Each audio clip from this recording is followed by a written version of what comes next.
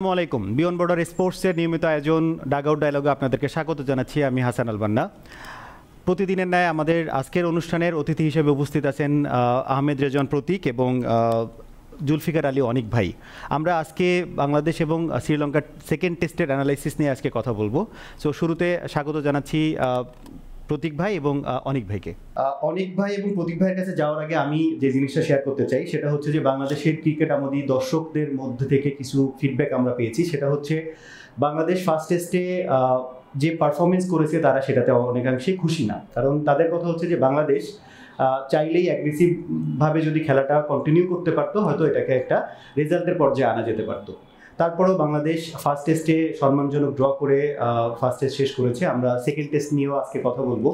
তো আমরা প্রথমে প্রতীক ভাইয়ের কাছে যেতে চাই যে বাংলাদেশ ফার্স্ট টেস্টে যে ড্রটা করেছে এটা কি আসলে ড্র করার থেকে কি ভালো কোনো রেজাল্ট আসতে পারতো কিনা?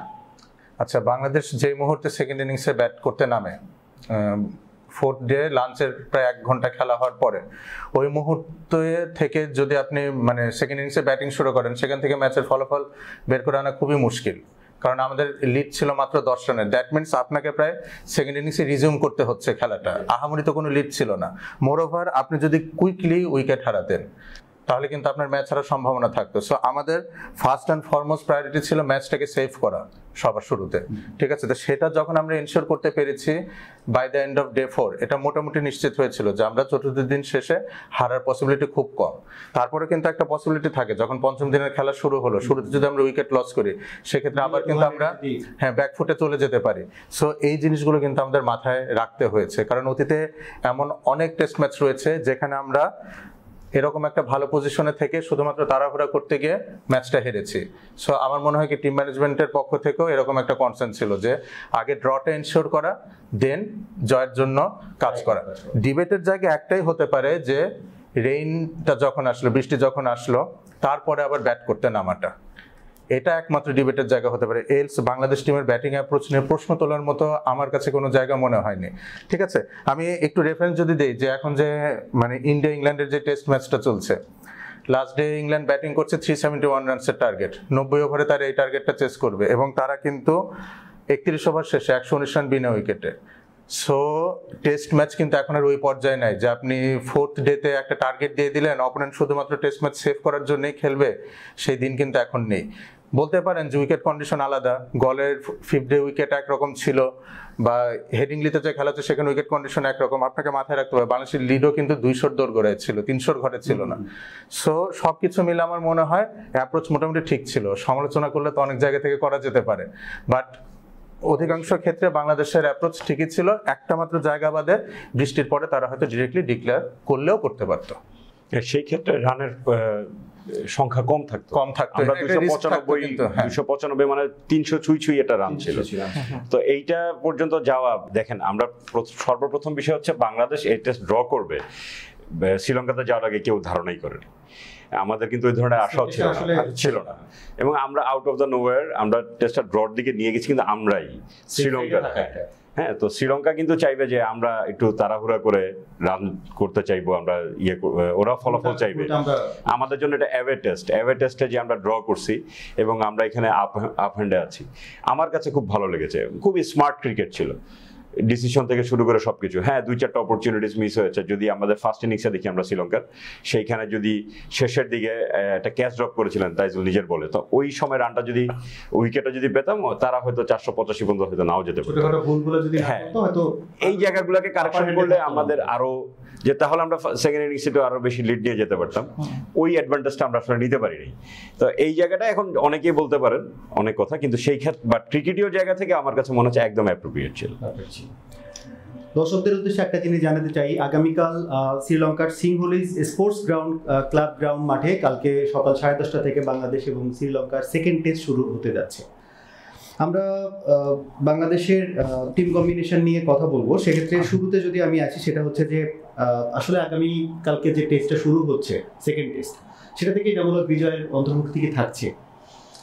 দেখুন, আপনি তো স্কোয়াডে অ্যাডিশনাল ওপেনার নিয়ে যাননি, তো এটা হচ্ছে আপনার প্রথম কথা যে যেহেতু 2 জন মাত্র ওপেনার রয়েছেন, আর এটা একটা স্পেশালিস্ট পজিশন টেস্ট ম্যাচে, বিশেষ করে আপনি ওয়ানডেতে মেকশিফট ওপেনার 2-1 ম্যাচ খেলাতে পারেন, টি-20তে খেলাতে পারেন, বাট টেস্ট ক্রিকেটে কিন্তু ওপেনিং রোলটা একদমই স্পেসিফিক, ফুটবলে গোলকিপারের মতো, এটা আপনাকেই করতে হবে, না না অপশন নেই। সো সেই ক্ষেত্রে এনামুল হক বিজয় একটা সুযোগ পাচ্ছেন। মোরওভার উনি জাতীয় দলে ফিরেছেন অনেক দিন পরে, মাত্র 2টো টেস্ট ম্যাচ খেলেছেন কামব্যাক করার পরে।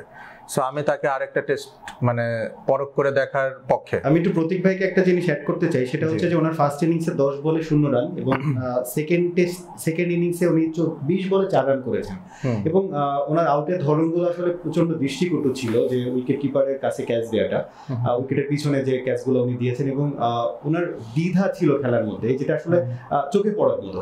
তো এটা নিয়ে আসলে আপনার কি মনে হয় যে সেকেন্ড টেস্টে আসলে ওনাকে একটা সুযোগ আরেকটা দেওয়া উচিত কিনা? এই ক্ষেত্রে হাবিবুল বাশার তার লাস্ট একটা ইন্টারভিউ সেশনে উনি বলেছেন যে অনেকদিন ঘরোয়া লিগে পারফর্ম করার কারণে এনামুলকে টিমে নেওয়া হয়েছে এবং উনিও চাচ্ছেন যে আরেকটা সুযোগ দেওয়া হোক। সেটা আসলে কিভাবে দেখছেন আপনারা দুইজনই? দেখুন, এনামুল হক বিজয়ের মানে রান সংখ্যাটার চেয়েও কথা হচ্ছে যে বিষয়টা নিয়ে, যে তার আউট হওয়ার ধরন নিয়ে, মূলত কিন্তু প্রসঙ্গটা এখানে আসছে যে আউট হওয়ার ধরনটা খুবই দৃষ্টিকটু লেগেছে। সো ওনার একটা মেন্টাল অবস্ট্যাকলের মধ্যে উনি ঢুকে গেছেন, আমার ওনার খেলা দেখে যেটা মনে হয়েছে। তো সেটা থেকে ওনাকে বের হয়ে আসতে হবে। উনি ন্যাচারালি যেমন খেলেন, যে বিশেষ করে তো উনি আউটসাইড অফ স্ট্যাম্পের বলগুলোতে স্ট্রাগল করেছেন, তো ওনাকে একটু মানে ডিসাইসিভ হতে হবে যে উনি বলটা খেলবেন নাকি ছাড়বেন। যদি খেলেন তাহলে তাকে প্রপার ড্রাইভ বা প্রপার কাট, ঠিক আছে, বা স্ল্যাশ করলে স্ল্যাশ করতে হবে, যেটাই করুন অনেক কনফিডেন্টলি করতে হবে। আর যদি ছাড়তে চান তাহলে লিভ করতে হবে। এই যে মানে দোমনা হয়ে শট খেলা, যে আমি কি খেলবো নাকি ছাড়বো, আবার ব্যাট প্যাড আগিয়ে দেওয়ার পরে আবার সিদ্ধান্ত নেওয়া যে খেলা কি উচিত হচ্ছে কিনা, এই কাজটা করলে তো আসলে আপনার ইনিংস লম্বা করা অনেক কষ্টসাধ্য হবে। সো আমার মনে হয় কি সালাউদ্দিন স্যার যেহেতু এখন রয়েছেন স্কোয়াডের সাথে, আর উনি তো মানে আমাদের এই লোকাল ক্রিকেটারদের সাথে অনেক ঘনিষ্ঠ, হ্যাঁ, স্যার যদি একটু মোটিভেট করেন যে মাঠে তো নাকি পারফর্ম করতে হবে, বাট তারপর পেছন থেকে যদি কেউ সাহস দেন, উনি যদি এনামুল হক বিজয়কে বলেন যে এই টেস্ট ম্যাচটা তুমি একদম তোমার মতো করে খেলো, ফলাফল যা হোক সেটা পরে দেখা যাবে, কিন্তু মাঠে গিয়ে সবকিছু ভুলে গিয়ে একটা স্বাধীনতা দেওয়া, ঠিক আছে। কারণ এনামুল হক বিজয়ের মানে ব্যাটিং টেকনিক কিন্তু একদম মানে পরিশুদ্ধ কখনোই ছিল না। তার আউটসাইড অফ স্ট্যাম্প, বিশেষ করে কোয়ালিটি পেস বোলিং এর এগেইনস্টে কিন্তু উনি সবসময় কম বেশি স্ট্রাগল করেছেন। উনি রানও করেছেন এভাবে, আউটও হয়েছেন এভাবে। So why not take a chance? কালকে উনি যাবেন খুব পরিষ্কার মন মানসিকতা নিয়ে, মারার বল মারবেন, ছাড়ার বল ছাড়বেন। টেস্ট ক্রিকেট এখন অনেক ওপেনার রয়েছেন যারা এভাবে খেলে আসছেন। আমরা অস্ট্রেলিয়াতে স্যাম কনস্টাসকে দেখেছি, উনি কোনো পরোয়াই করেননি। জাসপ্রীত বুমরার মতো বোলারকে উনি স্কুপ করে 6 মেরেছেন, ঠিক আছে। আর আমি আপনাকে আগের একটা শোতেও বলছিলাম যে এনামুল হক বিজয়কে টেস্ট খেলানোর পক্ষপাতে আমি কখনোই ছিলাম না। উনি হচ্ছে ওয়ানডে ফরম্যাটে পরীক্ষিত প্লেয়ার বাংলাদেশে। উনি এই 2টো টেস্ট ম্যাচ খেলার আগেও তো ওনার টেস্ট ম্যাচ রেকর্ড আহামরি ছিল না, আগেও বেশ কিছু টেস্ট ম্যাচ খেলেছেন। কিন্তু ওনার কিন্তু 4 ডে যে সিরিজগুলো বাংলাদেশে হয়েছে, টুর্নামেন্টগুলো 4 দিনের এই ম্যাচগুলোতেও কিন্তু উনি ভালো পারফর্ম করেছেন।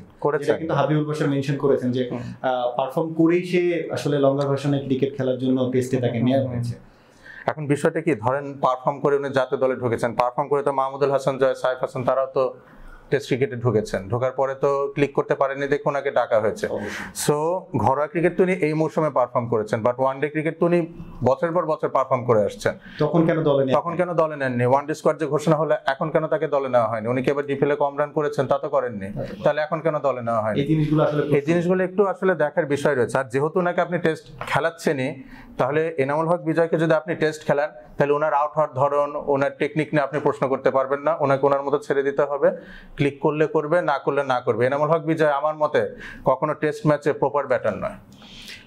আসলে আপনারা যেভাবে দেখেন ক্রিকেটটা, সাধারণ মানুষজন সেইভাবেই দেখে, কিন্তু মূল বিষয়টা কি দেখেন, আমরা যদি শ্রীলঙ্কার সাথে প্রথম ইনিংস টেস্ট আমরা দেখি, আমরা রান করেছি কত, রানের গড় কত ছিল, আমাদের রান রেট কত ছিল 3.2 সামথিং। আমাদের ঢাকা প্রিমিয়ার লিগের রান রেট কত থাকে? এই 3.2 সামথিং। হ্যাঁ, আমরা বিলো 100, হ্যাঁ আরো একটু নিচে থাকে। আমরা এই প্যাটার্নের ব্যাটসম্যান, ওনারাই কিন্তু রান করে আসতেছেন। আপনি খুব একটা দেখবেন না যে কেউ সেঞ্চুরি করেছেন 70 বলে 80 বলে। হ্যাঁ, সো আমার কাছে কেন জানি মনে হয় যে ওইটা একটা বিবেচনার বিষয়। যেমন আপনি এখানে বলতে পারেন নাইম শেখ, ওনার ব্যাটিং স্ট্র্যাটেজি এবং এনামুল হক বিজয়ের ব্যাটিং স্ট্র্যাটেজি টোটাল ডিফারেন্ট, এবং এই ইম্প্যাক্টটার কারণেই একজন টেস্ট দলে একজন ওয়ানডে দলে। আপনাকে ইম্প্যাক্টটা বুঝতে হবে। এখন সমস্যা হচ্ছে ইম্প্যাক্টটা যে পারফর্মস কেন করতে পারছেন না। যদি আমি অ্যানালাইসিস দৃষ্টিকোণ থেকে দেখি, আমাদের এনামূলক বিজয়ের এই যে আউট হওয়ার ধরন, এটা হচ্ছে ওনার মাসল মেমোরি। উনি এইভাবেই আউট হন। ঢাকা প্রিমিয়ার লিগেও আমি যে টিমে অ্যানালিস্ট ছিলাম, ওইখানেও আমরা ঠিক এই ট্র্যাপটাই ওনার জন্য সেট করেছিলাম, এটা ক্লিক করেছিল। তাহলে ওনাকে নিয়ে আলাদাভাবে কাজ করতে হবে, but not during that session বা এই যে টেস্ট টুর্নামেন্ট চলতেছে বা এই সিরিজ চলতেছে এই ক্ষেত্রে না। যে কথাটা ছিল যে আসলে ওনাকে ওয়ান ডে টিমে নেওয়া উচিত, সেখানে সুযোগ দেয়, কারণ ওখানে পরীক্ষিত। টেস্টের ক্ষেত্রে ওনাকে হয়তো এই পারফেক্টলি উনি ওখানে দেখছেন না। আর বিষয়টা কি, উনি যে বিগত সময়ে যে টেস্ট ম্যাচগুলো খেলেছেন বিষয়টা কিন্তু উনি কখনো 50ও করেননি। আমাদের ওপেনিং এর যে জায়গাটা সবচেয়ে বড় সমস্যা, আমাদের ওপেনিং ব্যাটসম্যানরা নেমে লম্বা সময় থাকতে পারেন না। আমি কিন্তু আপনাকে এই আজকে যেমন আগামীকালকে টেস্ট, সেকেন্ড টেস্ট, এরকম ফার্স্ট টেস্টের আগে আমি কিন্তু বলেছিলাম যে আমার রিকোয়ারমেন্ট ছিল মিনিমাম উইকেট, এবং দেখেন এটা ম্যানেজমেন্টও ঠিক সেই জায়গাটাই ফোকাস করেছেন যে যত লম্বা সময় থাকা যায়, সেটার জন্য স্ট্র্যাটেজি কি ছিল, সিঙ্গেল ওপেনিং ছাড়া বাকি প্লেয়ার। হ্যাঁ, ওনারা হয়তো এই জায়গাটা ক্লিক করতে পারে নাই। আমাদের ব্যাটসম্যানরা যখন ক্লিক করে ফেলবেন, এই জায়গাটা রিকভারি হয়ে যাবে। তাহলে আমরা আমাদের দুজন অ্যানালিস্টের কাছ থেকে যেটা জানছি সেটা হচ্ছে যে এনামূলক বিজয়কে একটা সুযোগ দেওয়া উচিত, তাকে এইভাবে করে এক্সপেরিমেন্ট চালালে আমাদের ক্রিকেটের জন্য ক্ষতি। যাকেই দলে নেওয়া হোক অন্তত 5 থেকে 7টা ম্যাচ সাফিসিয়েন্ট না একজন প্লেয়ারকে পরীক্ষা করার জন্য। আরেকটু সময় দাও। আরেকটা জিনিস আমি একটু আপনাদের কাছে জানতে চাই, সেটা হচ্ছে যে সাদমান ইসলাম উনি ফার্স্ট ইনিংসে 53 বলে 14 রান একটা ইনিংস খেলেছিলেন, এবং সেকেন্ড ইনিংসে উনি কিন্তু অনবদ্য ছিলেন। 76 রানের একটা ইনিংস 126 বলে, যেটা আসলে চোখে লাগার মতো অনেকগুলো শট ছিল, এবং উনি যতক্ষণ ডিফেন্সিভ মোডেও ছিলেন সেটাও কিন্তু আসলে প্রপার গ্রামাটিক্যাল ছিল। তো এই জায়গাটাতে আসলে ওনার জন্য কি একটু প্রেশার হয়ে যায় যে এক সাইড থেকে এনামূলক বিজয় খুব আর্লি উইকেটটা থ্রোন করছেন? তো সেক্ষেত্রে আসলে কি আমরা এটা বলতে পারি যে সাদমান ইসলামের জন্য এটা একটা ডিফিকাল্ট? উইকেট আগে পড়লে তো আপনার ওপেনিং পার্টনারের উপরে প্রেশার হয়, নাম্বার 3 তে যিনি ব্যাট করতে আসছেন তার উপরে প্রেশার হয়। প্রেশার তো অবশ্যই। তবে যেহেতু সাদমান ইসলাম বেশ কিছু ইনিংস পরে, এই লাস্ট জিম্বাবুয়ের সাথে টেস্ট ম্যাচটাতে আর শ্রীলঙ্কার সাথে লাস্ট দুটো ইনিংসে, প্রথম ইনিংসে মোটামুটি স্টার্ট পেয়েছিলেন, সেকেন্ড ইনিংসে ভালো করেছেন। সো যেহেতু উনি একটা রিদমে আছেন, অপর পাশে যাই ঘটুক না কেন, আমি ওনার কাছ থেকে আরেকটা কনসিস্টেন্ট পারফরমেন্স আশা করছি। সাদমান ইসলাম উনি 48 এভারেজে রান করছেন গত 1-1.5 বছর 2 বছর ধরে। এটা আমাদের জন্য একটা মানে ভালো সংবাদ। এবং আপনি যেটা বলছিলেন যে 53 বলে 14 রান করেছেন, 53টা বল কিন্তু উনি খেলেছেন। হ্যাঁ, মোর ইম্পর্টেন্ট হচ্ছে সাদমান কিন্তু পিচের থাকার ক্যারেক্টারটা উনি নিজের ভিতরে অ্যাডাপ্ট করে নিয়েছেন। এইটা আমাদের জন্য খুবই ইম্পর্টেন্ট। আর স্কোরিং শটের ক্ষেত্রে ওনার আসলে পারফেকশনটা যত বেটার হয়, উনি যত স্কোরিং শটটা যত পারফেক্টলি খেলতে পারেন, ওনার নিজের ভিতরে কনফিডেন্সটা তত গ্রো। আমি একটা জায়গায় একটু অ্যাড করব, আপনারা হয়তো খেয়াল করেছেন যে 4th ডে লাস্ট সেশনে যখন নাজমুল হোসেন শান্ত আর সাদমান ইসলামের পার্টনারশিপটা হচ্ছিল, জায়সিরা যখন বল করছিলেন, by end of 4th day পিচে কিন্তু বেশ কিছু রাফ ক্রিয়েট হয়েছিল। তো উনি যখন পারচেসটা নেওয়ার চেষ্টা করছিলেন, আমার কাছে বাংলাদেশের ব্যাটারদের মানে ব্যাটিং অ্যাপ্রোচে নোটেবল যে চেঞ্জটা মনে হয়েছে, অধিকাংশ ক্ষেত্রে হয় কি যে রাফে যখন বলটা পিচ করা হয়, ব্যাটসম্যানরা ড্রাইভ করায় প্রলুব্ধ হয়ে ব্যাটার প্যাডের মাঝে একটা গ্যাপ হয়ে যায়, সেই ক্ষেত্রে বোল্ড হন অধিকাংশ ক্ষেত্রে। বাট সেই পার্টনারশিপটাতে বোথ নাজমুল হোসেন শান্ত অ্যান্ড সাদমান ইসলাম তারা খুব সুন্দরভাবে নিজেদেরকে মানিয়ে নিয়েছেন। আপনি খেয়াল করলে দেখবেন যে ব্যাটার প্যাডের মাঝে তারা গ্যাপটা খুব কম রেখেছেন, এবং এই যে এক্সপেন্সিভ ড্রাইভগুলো তারা কিন্তু করার চেষ্টা করেননি। আপনার অফসাইডে শ্রীলঙ্কা তো অফসাইড ওপেন রেখে তাদেরকে বল করেছে, হ্যাঁ, তারা কিন্তু সুন্দর সিঙ্গেল ডাবল নিয়ে খেলার চেষ্টা করেছেন। সাদমান ইসলামের এই মানে খেলার এই অংশটা আমার কাছে খুবই মানে দৃষ্টিনন্দন লেগেছে। আমরা একটু আগে হচ্ছে আমাদের দুইজন ওপেনার সম্পর্কে কথা বলছিলাম, এনামূলক বিজয় এবং সাদমান ইসলাম। এখন যেটা লাস্ট টেস্টে আমরা মমিনুল হকের কাছ থেকে যেটা দেখলাম, উনি 2 ইনিংসেই আসলে স্টার্টটা করেছিলেন কিন্তু কন্টিনিউ করতে পারেননি। যেটা আমরা যদি বলি যে ওনার ফার্স্ট ইনিংসে উনি 33 বলে 29 রানের একটা স্কোর করেছিলেন, এবং সেকেন্ড ইনিংসে উনি 40 বলে 14 রান করেছিলেন। তো দুই ক্ষেত্রেই যেটা দেখা গেছে সেটা হচ্ছে যে একটা অ্যাগ্রেসিভ মনোভাব ওনার মধ্যে দেখা গেছে, যেটা ফার্স্ট ইনিংসের রান দেখলেই বোঝা যাচ্ছে যে উনি কতটা অ্যাগ্রেসিভলি ব্যাটিং করার চেষ্টা করেছেন। সেকেন্ড ইনিংসে উনি 14 রান করার পরেও ওনার থ্রু দা 40টা বল যখন খেলেছেন, এটা কিন্তু উনি বেশ অ্যাগ্রেসিভলি অ্যাটাকিং মুডেই ছিলেন। তো এটা কি আসলে টিম গেমের একটা অ্যাপ্রোচ ছিল কিংবা প্ল্যান ছিল, নাকি আসলে উনি ওনার খেলার ধরনটাকে একটু চেঞ্জ করার ট্রাই করতেছেন? দেখুন, মানে আমার দৃষ্টিতে মমিনুল হকের লাস্ট ইনিংস দেখে যেটা মনে হয়েছে যে যেহেতু গলের উইকেটটা ব্যাটিং সহায়ক ছিল, সুযোগটা হয়তো কাজে লাগানো যেত। উনি যেই ধরনের ব্যাটসম্যান, ঠিক আছে, মানে বাংলাদেশের যদি আমরা মানে ব্যাটিং স্তম্ভ 2-3 জনের কথা চিন্তা করি, মুমিনুল হক কিন্তু তাদের মধ্যে একজন। সোনার কাছে কিন্তু আমরা আরো রেসপন্সিবল পারফরমেন্স আশা করি, ঠিক আছে। উনি ফার্স্ট ইনিংসে ওনার ডিসমিসালটা যদি দেখেন, আপনি যেই শট খেলে উনি একবার লাইফ পেয়েছেন, আপনি পরবর্তীতে আবার একই শট খেলতে গেলেন, খেলতে পারেন আরো 10 ওভার পরে, 15 ওভার পরে, কিছু সময়ের মধ্যে আপনি একই শট আবার খেললেন, আপনি নতুন করে একটা জীবন পেলেন। আপনি একই শট আবার খেললে আপনাকে সুযোগটা বারে বারে আসবে না, কারণ আপনি ধরেন লিটন দাসও কিন্তু লাইফ পেয়েছে সম্ভবত 18 রানের মাথায়, উনি কিন্তু এই ভুলটা আর করেননি দ্বিতীয়বার। সো মানে এটা আপনার প্রাত্যহিক জীবনের ক্ষেত্রে হোক, খেলার ক্ষেত্রে হোক, আপনি যদি একটা সুযোগ পান সেটা কাজে লাগানো উচিত। আর আমার মতে আরেকটা বিষয় হচ্ছে যে অফ স্ট্যাম্পের বাইরে ওনাকে ইনিশিয়ালি একটু বল লিভ করার টেন্ডেন্সিটা রাখতে হবে, মানে যেটা উনি বিগত সময় করে এসেছেন, বাট লাস্ট টেস্ট ম্যাচে আমার কাছে বিষয়টা একটু মিসিং মনে হয়েছে। এখন হয়তো ওনার সাথে টিম ম্যানেজমেন্টের কি কথা হয়েছে, বা আসলে ক্রিকেটাররা যখন মাঠে খেলেন তারা তো আমাদের চেয়ে ভালো বোঝেন, তারা তো তাদের বেস্টটা দেওয়ারই চেষ্টা করেন। হয়তো ওনার মাথায় অন্য কোনো প্ল্যানিং ছিল, বাট উনি যদি কালকে মানে তার ইনিংসটা যখন শুরু করবেন, আমি চাইবো ইনিশিয়ালি বলের মুভমেন্টটা যদি থাকে, ধরেন ওপেনিংয়ে যদি আমরা কালকে দ্রুত আরেকটু উইকেট হারাই, উনি তো নাম্বার 3-তে ব্যাট করতে নামছেন, তো সেই ক্ষেত্রে আরেকটু দায়িত্বশীল ব্যাটিং আমরা তার কাছ থেকে আশা করব। আমার কাছে ওনার দুইটা ইনিংসই ইরেসপন্সিবল লাগে নাই, ব্যাড লাক লেগেছে। উনি যে রেসপন্সিবিলিটিটা নিয়েছিলেন সেটা হচ্ছে মোমেন্টাম ক্রিয়েট করা। ক্রিকেট ইজ অল অ্যাবাউট এখন মোমেন্টাম ক্রিয়েট করা। আপনি যত বলার উপরে ছাড়তে পারেন বা আপনি আপনার মোমেন্টামটা ক্রিয়েট করবেন। যখন বিজয় আউট হয়ে গেলেন, এরপরে যখন মুমিনুল হক নেমেছেন, উনি কিন্তু নেমে কিন্তু আপার কাট খেলে স্কোরিং শুরু করেছেন, ফাইন লেগের উপর দিয়ে 4 দিয়ে শুরু করেছেন। তো ওনার এই প্রেশারটা যখন শ্রীলঙ্কার উপরে টুইস্ট হলো, এর পরবর্তীতে যেটা হয়েছে, হয়তো সাদমান ইসলাম ওনার উইকেটটা গেছে, বাট মুমিনুল হক কিন্তু ওনার মোমেন্টামটা বজায় রেখেছেন, যেটার অ্যাডভান্টেজ পরবর্তীতে পেয়েছে। কারণ তারা ততক্ষণে শ্রীলঙ্কা যেহেতু একটা ইম্যাচিউর টিম, তারা ইন্টারন্যাশনালি এই অ্যাটাকটা, গত ম্যাচের অ্যাটাকটা অত এক্সপেরিয়েন্স না কম্পেয়ার টু তাদের আগের স্কোয়াডগুলোর থেকে। সো এইটাকে তারা কোপ আপ করতে পারে না। যেটা আপনি বলছিলেন যে ড্রাফট ইউজ করতে পারে না, এই ড্রাফট ইউজ করতে না পারার ক্রেডিটটা হচ্ছে আমাদের এক্সপেরিয়েন্স। এই জায়গাটা তাদের এক্সপেরিয়েন্সটাতে তারা একটু পিছিয়ে ছিল। সো এক্সপেরিয়েন্সের কাছেই আসলে ধরাটা খেয়েছে। যেটা আমরা সবাই এক্সপেক্ট করতেছি যে মুমিনুল হক উনি এটা রেসপন্সিবল ইনিংস খেলবেন।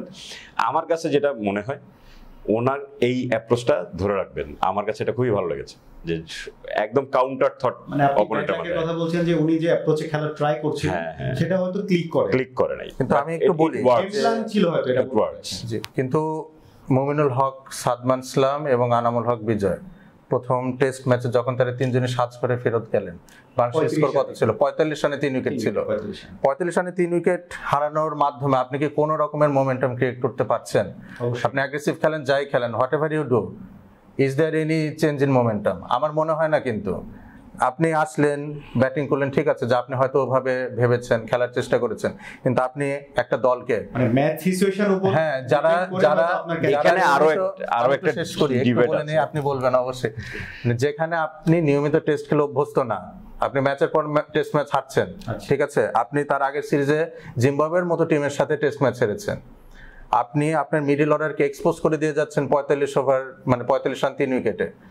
এটা এইভাবে খেলে মোমেন্টাম মানে ক্রিয়েট করার পক্ষপাতী আমি নই। হ্যাঁ, সেটা হতে পারে, কিন্তু আমরা প্রচুর ম্যাচ ডিফেন্ড করতে যে আমরা উইকেট থ্রো করে আসছি, এটা প্রচুর আছে। ডিফেন্ড করার কথা কিন্তু হচ্ছে না, আমি বলছি কি যে মারার বল মারবেন, ডিফেন্ড করার বল অ্যাটলিস্ট আপনাকে কোয়ালিটি বলে তো বোলারকে সম্মান করতে হবে। কারেক্ট এই জায়গাটাতেই আসলে আসতে হবে, যে আপনি কোন বলটা ছাড়বেন আর কোন বলটা চার্জ করবেন, একটু ডিসাইসিভ। ওইটাতে কোনো ইস্যু নাই। ইস্যুটা হচ্ছে যে এটা তো নতুন ক্যারেক্টার, এই ক্যারেক্টারটা কিন্তু আমরা বাংলাদেশ টিমে দেখি নাই। অনেক ভাই বলছেন যে উনি একটা নতুন ক্যারেক্টার ট্রাই করছেন, যেটা আসলে হয়তো মোমেন্টামটা ক্যারি করে হয়তো বোলারের উপর প্রেসারটা ক্রিয়েট করা যায়, হয়তো ব্যাট ল্যাগের কারণে 2 ইনিংসে উনি ওটাকে ক্যারি করতে হতে পারে নাই, চেষ্টাটা ছিল।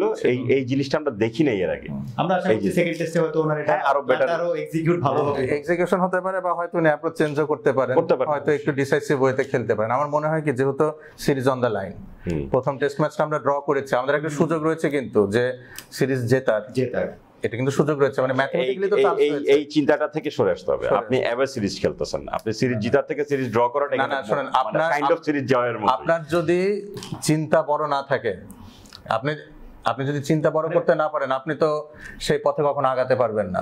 ধরেন আমি যদি ম্যাচ জেতার কথা চিন্তা করতে পারি বা চিন্তা করি, সেই ক্ষেত্রে আমি হয়তো ড্র পর্যন্ত আসতে পারবো। এখন ম্যাচ জয় টার্গেট করা মানে কিন্তু এই না যে আপনি ওভার অ্যাগ্রেসিভ ওয়েতে খেলবেন। টেস্টে আসলে আমার সেশন বাই সেশন এবং আমার ফার্স্ট ইনিংস সেকেন্ড ইনিংস আমার প্রত্যেকটা জায়গাতে আসলে প্ল্যান ওয়াইজ আমার কাছে সবচেয়ে ভালো হচ্ছে আমরা 3টা অ্যাওয়ে সিরিজ খেলবো, এর ভিতরে একটা সিরিজকে এখন আমি অলরেডি ড্রর দিকে নিয়ে যাওয়ার জন্য আমি চিন্তা করব। যেহেতু এটা ড্র করতে পারি, পরের 2টা নিয়ে আমি আসলে অনেক ফ্রি থাকবো, রিস্ক ফ্রি থাকবো এবং আমার মোমেন্ট সিরিজ কিন্তু শ্রীলঙ্কা থেকে আরো বেশি টাফ টিমের সঙ্গে। কারেক্ট, এই জন্যই তো আমি চাইবো যে আগে ড্র হোক। এই টেস্ট ম্যাচ আমি যদি জিততে যাই, যেহেতু আমাদের নেক্সট যেখানে আছেন ওইটার ভেন্যু অ্যানালাইসিসে যখন আমরা আসবো তখন অনেক কিছু বের হবে, ওইখানে যদি আমরা জিতার জন্য যাইতে চাই হয়তো আমরা রিস্কে পড়ে যেতে পারি, ওভার এক্সাইটমেন্ট চলে আসতে পারে। আমার কাছে মনে হয় যে টেস্ট ড্রটা অ্যাওয়েতে জয়ের সমান এবং এইটাকে আগে সিকিউর করতে হবে, দেন আপনি হয়তো চিন্তা করতে পারেন যে আপনি আরো অ্যাটাক করে জয়টা কি। আমরা আশা করি যে বাংলাদেশ সেশন বাই সেশন খেলে বাংলাদেশ এটার একটা ভালো রেজাল্ট নিয়ে আসবে। অ্যাট লিস্ট ড্রটা আমরা চিন্তা করি এবং আমরা আশা করি বাংলাদেশ। বিষয়টা কেমন ভাই একটু বলি যে ধরেন আপনি কিন্তু টিম মিটিং এ শুরুতে কখনো ড্রয়ের প্ল্যানিং করতে পারবেন না, ঠিক আছে? এটা তো একটা মাঝারি মানের বিষয়। ধরেন আমি একটু বলি, কারণ আমি কিন্তু ব্যক্তিগত জীবনে শিক্ষক, একজন অ্যানালিস্টের পাশাপাশি আমি যখন আমার স্টুডেন্টদের সাথে কথা বলবো, মোটিভেট করব, আমি কি তাদেরকে বলবো যে তোমরা ফার্স্টে পাস করার চেষ্টা করো? না না, তাই না? মানে আমি প্রথমে চেষ্টা করবো কি যে স্বপ্নটাকে বড় রাখা, বাট ইনরিয়ালিস্টিক ওয়েতে না। আপনি ম্যাচ খেলতে নামবেন, আপনার অবশ্যই জেতার টার্গেট থাকতে হবে, কারণ আপনি যদি কাগজে কলমে দেখেন শ্রীলঙ্কান টিমের অভিজ্ঞতা কিন্তু আমাদের চেয়ে বেশি না। অবস্টাকেল একটাই, আমরা অ্যাওয়েতে খেলছি, শ্রীলঙ্কার বিরুদ্ধে খেলছি। সো সেই ক্ষেত্রে আমরা শুরুতে যদি জয়ের পরিকল্পনা রাখি, একটা দুটো সেশন যদি খারাপ যায় সেই ক্ষেত্রে আমরা প্ল্যান বিতে এসে তখন ড্রয়ের জন্য হয়তো খেলতে পারে। আর আমি কিন্তু একটা কথা বারে বারে বলছি যে জয়কে টার্গেট করা মানে কিন্তু ওভার অ্যাগ্রেসিভ খেলা না। প্রসেস ফলো করে খেলেও কিন্তু ম্যাচ, আপনি যদি আগে ব্যাটিং করে প্রথম 2 সেশন খুব বেশি উইকেট না হারান, শ্রীলঙ্কা অটোমেটিক চাপে পড়ে যাবে।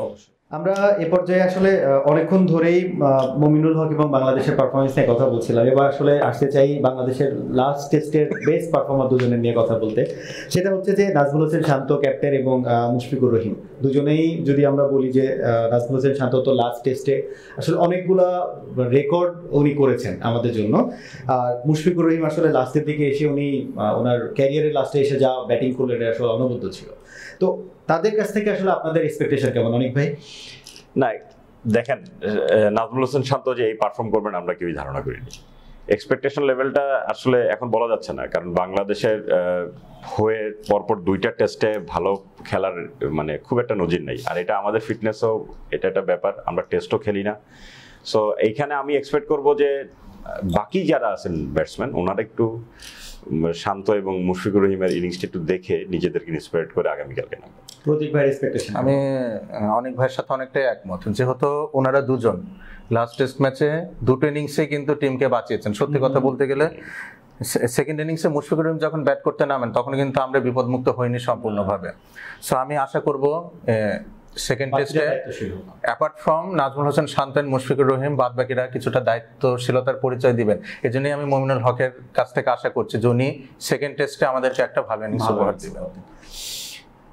আসলে আমাদের লিটন দাস সম্পর্কে কথা বলার মানে কোনো ওয়ে নেই, কারণ উনি আসলে পরীক্ষিত একজন ব্যাটসম্যান। কিন্তু যেটা হচ্ছে টেস্ট ম্যাচে লাস্ট টেস্টে যদি আমরা বলি, ফার্স্ট ইনিংসে উনি একটা খুব অনবদ্য একটা ইনিংস খেলেছিলেন 90 রানের, কিন্তু সেকেন্ড ইনিংসে আসলে হয়তো ম্যাচের সিচুয়েশন উপলক্ষে আসলে অতটুকু রান করতে পারেনি টিমের জন্য।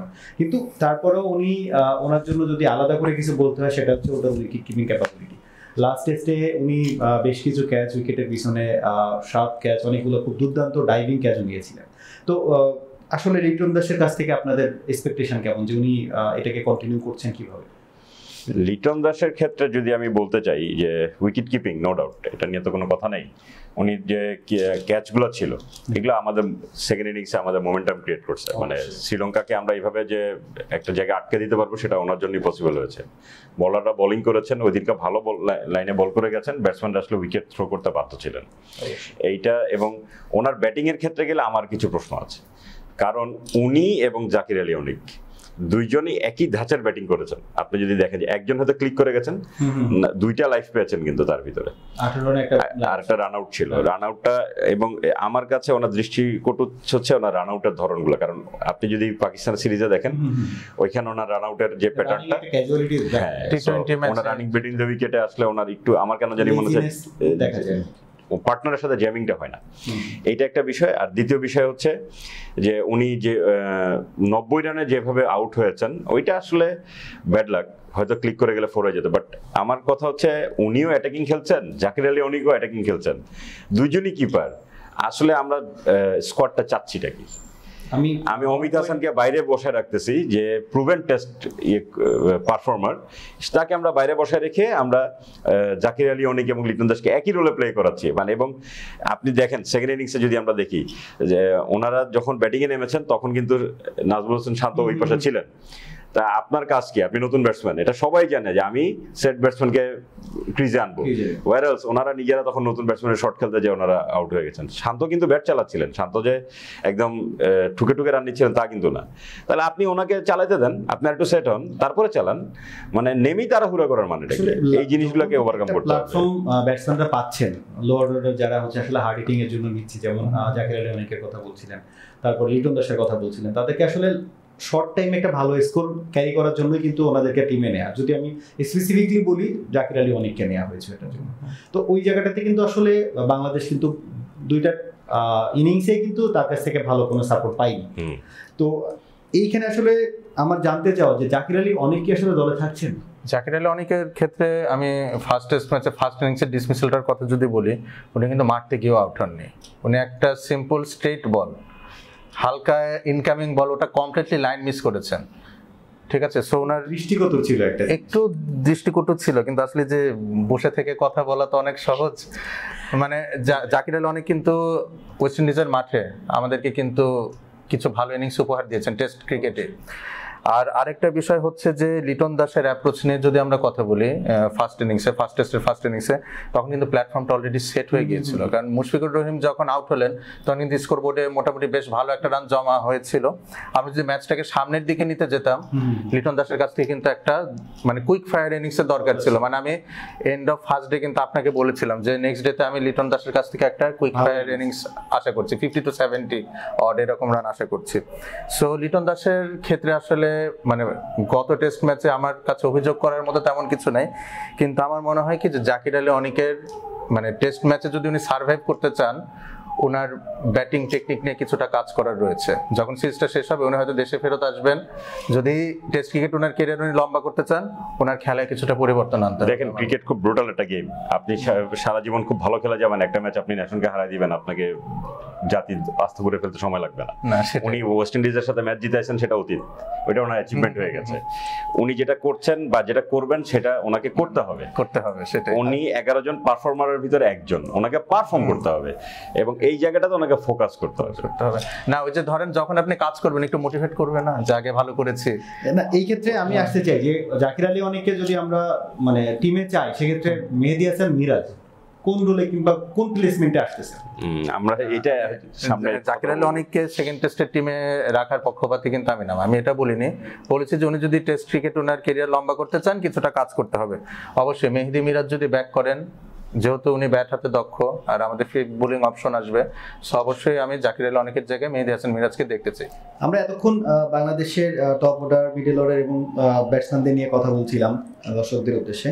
আমরা যদি এবার বোলিং লাইনআপ নিয়ে কথা বলতে চাই, সেকেন্ড টেস্ট শুরুতে আমরা হয়তো আশাই করতে পারি যে আমাদের মেহেদী হাসান মিরাজ আমাদের টিমে যখন অন্তর্ভুক্ত হবেন, একজন এডিশনাল বোলার বাংলাদেশ পাচ্ছে। এছাড়া হাসান মাহমুদ এবং নাইম হাসানের পারফরমেন্স ছিল আসলে দেখার মতো। তারা দুইজন যদি আমরা বলি যে এই টেস্টটা ড্র কিংবা বাংলাদেশের যেটুকু অ্যাচিভমেন্ট ব্যাটসম্যানদের পরে তাদের দুইজনকে আসলে আমরা ক্রেডিট দিতেই পারি।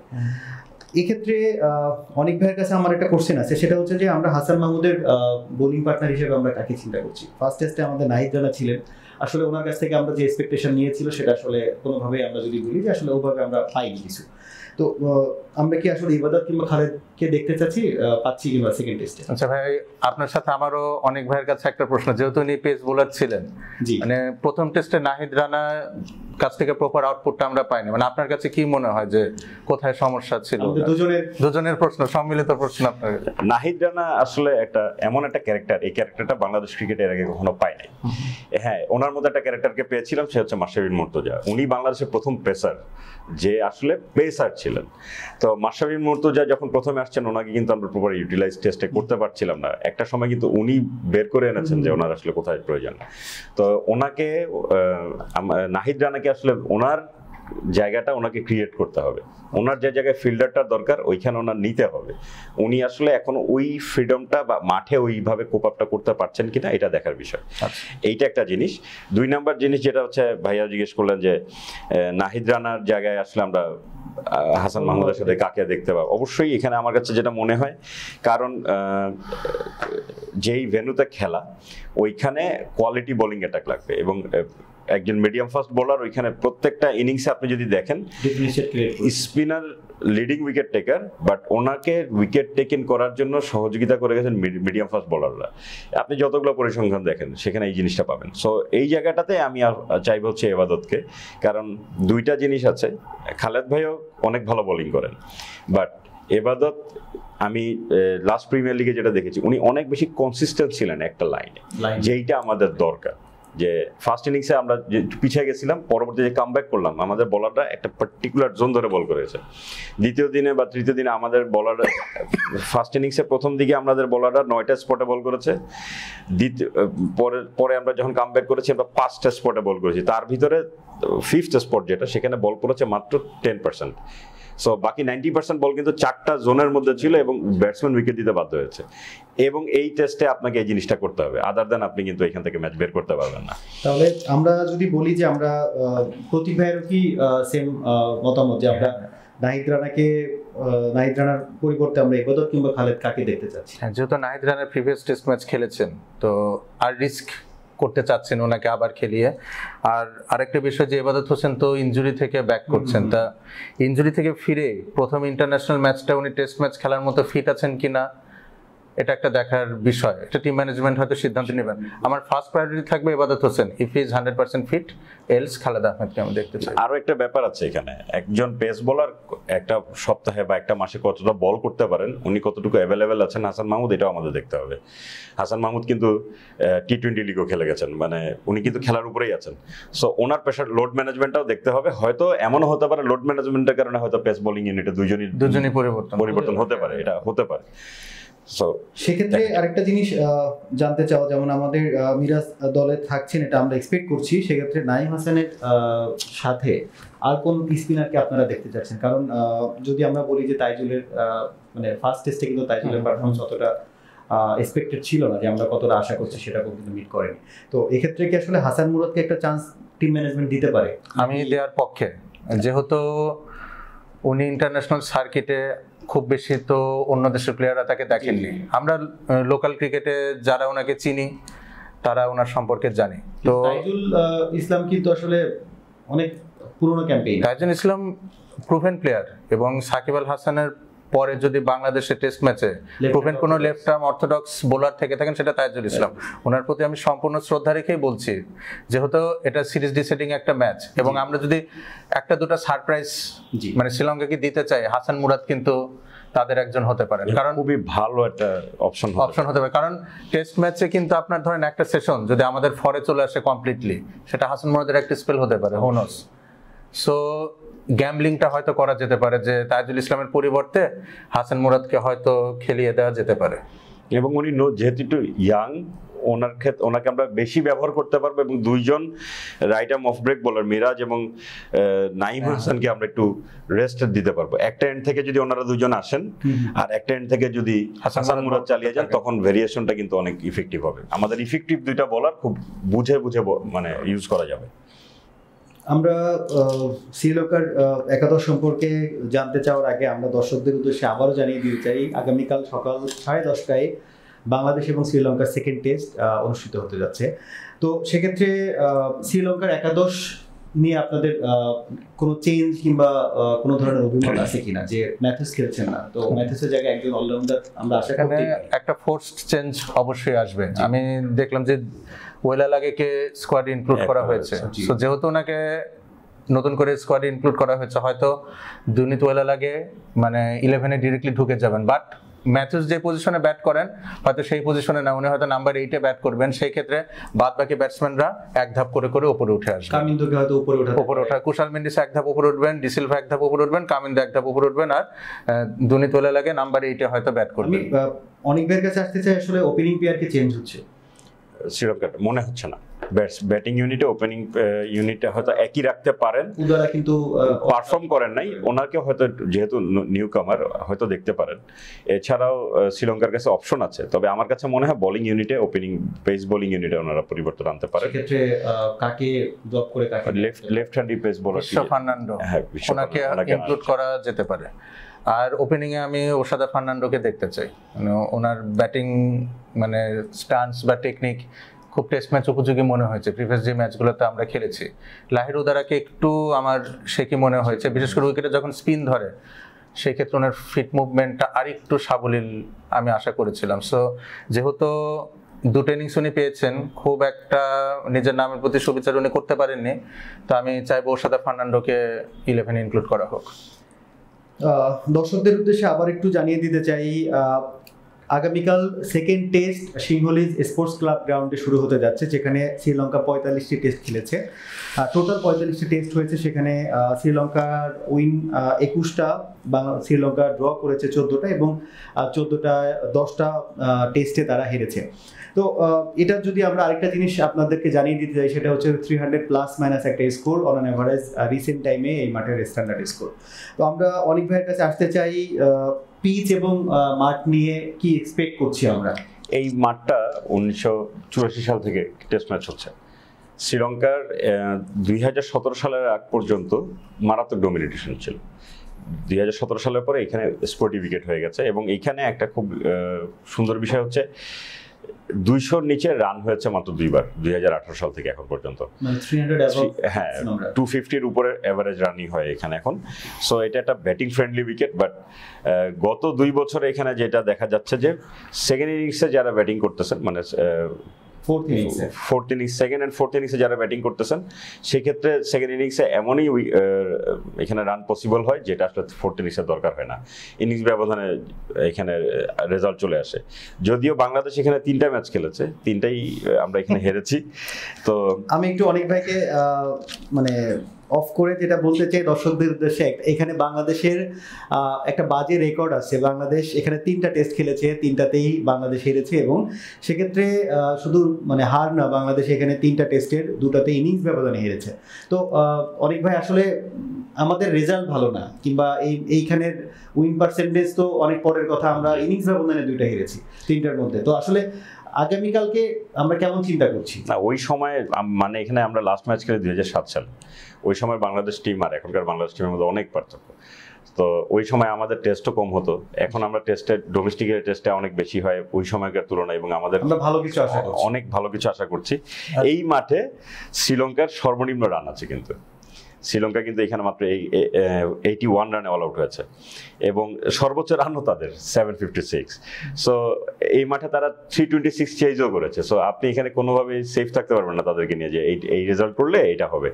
সো এখানে আপনাকে ডমিনেট করে যেতে হবে, মাঠটা ডমিনেট করার জন্য এটা মানে পয়া মাঠ। যদি হ্যাঁ, শ্রীলঙ্কার হোমে এত বাজে হার শুধুমাত্র এই মাঠেই আছে, তো পাকিস্তানের এগেইনস্টে। প্রতীক ভাইয়ের অভিমত আমি জানতে চাই মাঠ এবং পিচ নিয়ে, কিংবা বাংলাদেশের কেমন হওয়া উচিত? মাঠ সম্পর্কে তো ভাই যথেষ্ট বলেছেন। যদি রেজাল্ট ওরিয়েন্টেড কিছু বলতে চাই, Bangladesh back to back test match ভালো খেলতে আমরা খুব একটা দেখি না। আমার কাছে এটাই সবচেয়ে বড় কনসার্ন, যে যেহেতু প্রথম টেস্ট ম্যাচটা আমরা মোটামুটি মানে সমানে সমান লড়াই করেছি, এবং এই প্রথম টেস্ট ম্যাচটা শেষ হওয়ার পর অনেক কথাবার্তা হয়েছে, ঠিক আছে। সো সবকিছু মিলিয়ে মানে প্লেয়ারদের কমপ্লিটলি ফোকাসড থেকে আর একটা প্রফেশনাল পারফরমেন্স বের করে আনাটা আমার কাছে একটু চ্যালেঞ্জিং মনে হচ্ছে। তবে আমি আশা করব বাংলাদেশ ভালো করবে, কারণ আপনি কাগজে কলমে যদি দেখেন শ্রীলঙ্কার এই টিমের সাথে বাংলাদেশের খুব একটা পার্থক্যের জায়গা আপনি আমরা এগিয়ে আছি। বাংলাদেশ হ্যাঁ ডেফিনেটলি আগে সেই ক্ষেত্রে ম্যাথিউস যাওয়ার পরে আরো হয়তো বাংলাদেশে এই জায়গাটা ওয়ার্ল্ড ক্রিকেটে মুশফিকুর রহিমের মতো এত এক্সপেরিয়েন্স ক্রিকেটার এখন আর নাই। ঠিক আছে, তো সেই ক্ষেত্রে মানে যদি লজিক ওয়াইজ চিন্তা করি বাংলাদেশের একটা ভালো পারফরমেন্স আমরা পেতে পারি, কিন্তু ইস্যু একটাই যে back to back test match আমরা কেমন খেলবো, এটা আমার কাছে মূল কনসার্নের জায়গা। রাদার দেন প্লেয়ারদের টেকনিক, প্লেয়ারদের ফর্ম, সবকিছুর চেয়ে আমার কাছে চিন্তার বিষয় এটা যে back to back test match. আমরা একবারেই আমাদের প্রোগ্রামের শেষ পর্যায়ে চলে এসেছি। যাওয়ার আগে যেটা আপনাদের দুজনের কাছে জানতে চাই, দুই দলের একাদশটা কেমন হতে পারে? ভাই শুরু করুক। বাংলাদেশ টিমের আসলে আমি 3টা পরিবর্তন চাই, মানে আমার কাছে মনে হয় যে 3টা পরিবর্তন হবে। 1 নম্বর পরিবর্তন হচ্ছে নাহিদ রানার জায়গায় এবাদত আসতে পারেন, তাইজুল ইসলামের জায়গায় আমি মুরাদকে দেখতে চাই, কারণ একটা ইয়াং প্লেয়ারকে আমি নিয়ে গেছি। তাইজুল ইসলাম হয়তো আরো 4-5 বছর হয়তো খেলতে পারেন, কিন্তু মুরাদ আমাদের নেক্সট জেন, সো এদেরকে আমাদের টেস্ট করা উচিত। এবং আমি জাকির আলী অনিকের জায়গায় হচ্ছে মিরাজকে চাচ্ছি। মিরাজকে আমারও একই মত, কিন্তু দেখা যাচ্ছে টিম ম্যানেজমেন্ট আবার কালকে 4 জন বোলার খেলাচ্ছে, হো নোস। বাট আমার ভাইয়ের সাথে বাংলাদেশের টিম সিলেকশন খুব উইয়ার্ড, আপনি মানে প্রেডিক্ট করতে পারবেন না যে কোন 11 তারা মাঠে নামবে, তবে গ্যাম্বলিং করতে পারে। জি শ্রীলঙ্কা টিমে চেঞ্জের ব্যাপারে যদি আমি ওপেনিং এ ওশাদা ফার্নান্ডোকে ইনক্লুড করতে চাচ্ছি, এটা ফার্স্ট চেঞ্জ। আর অ্যাঞ্জেলো ম্যাথিউস এটা তো ফোর্সড চেঞ্জ, ওখানে দুনিতোলা লাগে ইন করতে পারেন। আর মিলান রাতনায়কে লাস্ট টেস্ট ম্যাচে কিন্তু উনি ওনার ক্যালিবার অনুযায়ী ভালোই পারফর্ম করেছেন, বাট ইয়েট ইনজুর কিন্তু উনি। হ্যাঁ, তো যেহেতু শ্রীলঙ্কা মানে বোলিং অ্যাটাকে কিন্তু পেনিট্রেশনের অভাব ছিল, একটু নখদন্তহীন বোলিং মনে হয়েছে তাদের বোলিং অ্যাটাকটা লাস্ট টেস্ট ম্যাচে। সো আমি চাইবো পেসারটাকে ভ্যারিয়েশন আনার জন্য বিশ্ব ফার্নান্ডোকে ইনক্লুড করা হতে পারে, উনি লেফট আর্ম পেসার, সাথে Asitha Fernando right arm pacer, so এটা একটা ভালো কম্বিনেশন হতে পারে। এবং বাংলাদেশের ওপেনার এনামুল হক বিজয়ের কথা তো আগেই বলছি, ওনারা তো এটা সুযোগ নেওয়ার চেষ্টা করবেন। সো আসিতা ফার্নান্ডো এবং বিশ্ব ফার্নান্ডোর এই ওপেনিং স্পেলটা কালকে এনামুল হক বিজয়ের জন্য অ্যাসিড টেস্ট হতে পারে। অবশ্যই। আমরা একবারে লাস্ট পর্যায়ে দুজনের কাছ থেকে জানতে চাই বাংলাদেশ এবং শ্রীলঙ্কার এক্স ফ্যাক্টর কি হতে পারে ফার্স্ট ডে। বাংলাদেশ, এর আগে আমি একটা জিনিস আপনাদের কাছে জানতে চাইবো, বাংলাদেশ যদি টসে জিতে কিংবা যে দল টসে জিতবে, ব্যাটিং অর ফিল্ডিং নেওয়াটা বেটার এই ম্যাচে? আমার কাছে ব্যাটিং। আমার কাছে বোলিং। আচ্ছা, কালকে আমরা ম্যাচ ফার্স্ট ডে শেষ হওয়ার পরে আসলে আমরা এক্সাক্ট সিনারিও বলতে পারবো যে আসলে ঘটনাটা কি ঘটেছে, কিন্তু আমি আবার আপনাদের কাছে আসতে চাই এক্স ফ্যাক্টর নিয়ে। আমরা ফার্স্ট টেস্টের অনেক অ্যানালাইসিস নিয়ে কথা বলেছি এবং আপনাদের অনেক অ্যানালাইসিস আমরা মানে পারফরমেন্সের ক্ষেত্রেও দেখেছি, সেক্ষেত্রে দুজনের এক্স ফ্যাক্টর নিয়ে যদি কথা বলেন। বাংলাদেশ টিমের এক্স ফ্যাক্টর বোলিং এর ক্ষেত্রে হবে মিরাজ, এবং ব্যাটিং এর ক্ষেত্রে হয়তো আমরা মুমিনুলকে আরেকবার আমি ওনার উপরে এক্স ফ্যাক্টর ধরছেন। প্রতীক ভাই? ব্যাটিং এ মুমিনুলের কাছ থেকে আমি বড় একটা ইনিংস আশা করছি, আর যদি আগে বোলিং করা হয় আমি হাসান মুরাদকে যদি খেলানো হয় আমি একটা সারপ্রাইজ আশা করছি। আচ্ছা, দর্শকদের উদ্দেশ্যে আবারও জানাতে চাই আগামীকাল শুরু হতে যাচ্ছে বাংলাদেশ এবং শ্রীলঙ্কার সেকেন্ড টেস্ট, এবং আমরা এতক্ষণ অনেক এবং প্রতীক ভাইয়ের কাছ থেকে জানছিলাম তাদের একাদশ, তাদের এক্স ফ্যাক্টরগুলো। আপনাদের কাছে জানতে চাই আপনাদের মতে বাংলাদেশ এবং শ্রীলঙ্কার একাদশে কি আসতে পারে, এবং বাংলাদেশ এবং শ্রীলঙ্কার এক্স ফ্যাক্টর কাদেরকে আপনারা মনে করছেন না, আমাদেরকে জানিয়ে দিন আপনাদের মতামত আমাদের ফেসবুক এবং ইউটিউবের কমেন্ট বক্সে। এবং আগামীকাল আপনাদের সঙ্গে আবার দেখা হচ্ছে বাংলাদেশ এবং শ্রীলঙ্কার সেকেন্ড টেস্টের ফার্স্ট ডের দিন শেষে কি ঘটছে, এবং আমরা সেই ম্যাচ অ্যানালাইসিস নিয়ে আপনাদের সঙ্গে ফিরে আসছি। ততক্ষণ পর্যন্ত ভালো থাকেন, সুস্থ থাকেন, আমাদের সঙ্গে থাকার জন্য ধন্যবাদ। আসসালামু আলাইকুম।